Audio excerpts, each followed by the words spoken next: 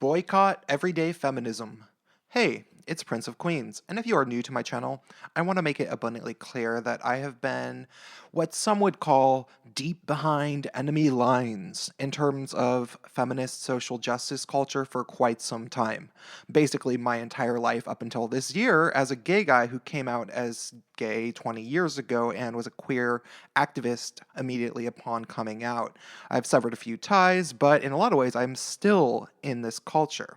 That said, I know many a feminist that gets paid to be feminists. I know personally some rather famous ones with dozens of thousands of Twitter followers that you have definitely heard of if you follow these things. I know several women who have taught gender studies and sociology classes, and finally, I know at least 3 people who write for Everyday Feminism personally, one of which is an actual staff member and not just a contributor. Now, I want to make it abundantly clear that I do not wish all of these people ill will, because some of them are good people. But I think that the website is corrupt and likely funded under the table by Clinton Incorporated. And while I don't have any proof, I want to explain the evidence I have gathered around this. First off, the site is absolutely the worst, most vile, stupid blog on the entire internet anyway, which I'm sure you know. It's like if Ms. Magazine, Tumblr, and Joseph Stalin all had a baby. It would be this blog. Almost every article has numerous things that are obviously untrue to any rational person. The underlying message of the blog is, don't trust men, especially white men, even if they are gay. As a gay guy, I was always critical of this blog that mysteriously popped onto the scene in 2012 and almost instantly became more widely circulated than even Jezebel, which was started in 2007.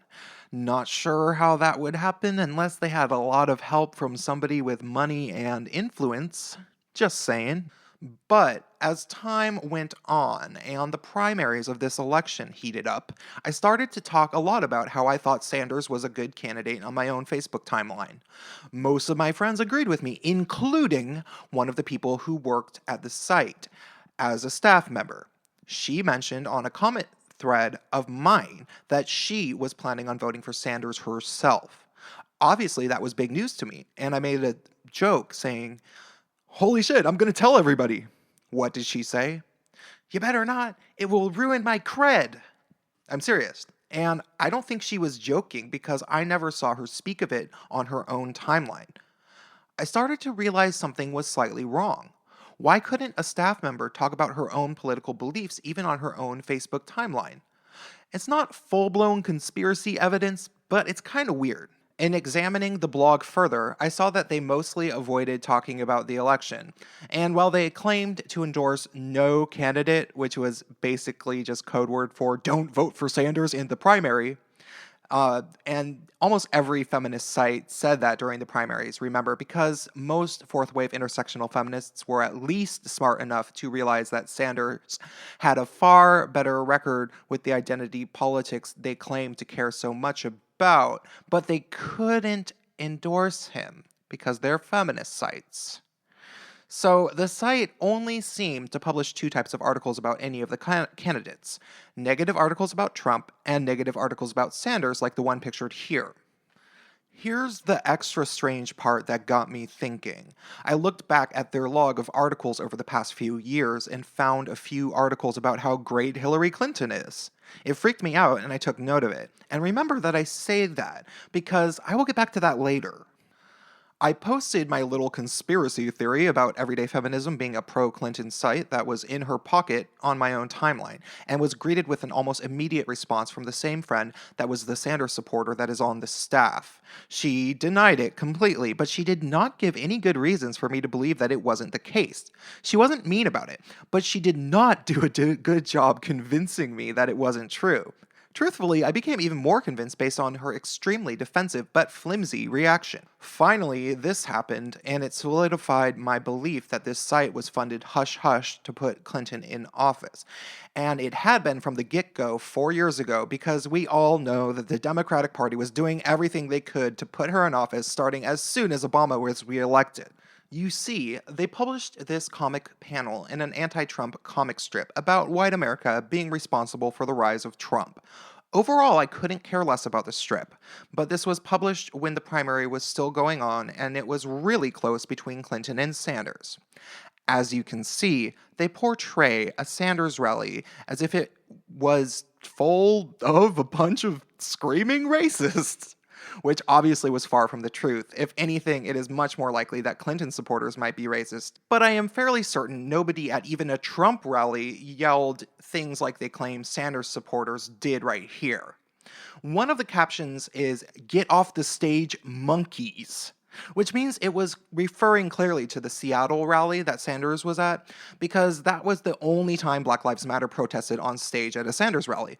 But if you actually watch the footage, you will see that nobody said anything remotely similar to this caption, and that in actuality, most of the crowd was cheering for the idiot until she faked tears and called them all racist white people or whatever. Finally, many people are fairly certain that the protesters were plants and paid off anyway. The comic strip that I'm showing right here was clearly an obvious nasty smear designed to trick people who didn't know any better because they didn't follow the news into thinking Sanders supporters were a bunch of fucking racists. So I saw that and I immediately posted in the comment section of the staff member friend who had posted it on her timeline. I said, "Was the anti-Sanders propaganda necessary? Why did you only show Sanders supporters in the comic? What about Clinton supporters? Why are they left out?" If you actually watch the footage, you'll note that nobody ever said any such things at a Sanders rally. I ended up in an argument with a number of her idiot friends. Again, this friend of mine was fairly nice about it, but she basically tried to silence me. While some of her friends tried to call me a white supremacist, of course. She ended up blocking me later that day, but not before she posted something about almost having a nervous breakdown. You see, I think she realized that I knew the truth and that other people could figure out the truth if they really looked into things. And either she didn't believe me before when I said it about, the site being corrupt, she truly believed that her employers were good, or she was terrified for the future based on this information coming to light to the public more obviously.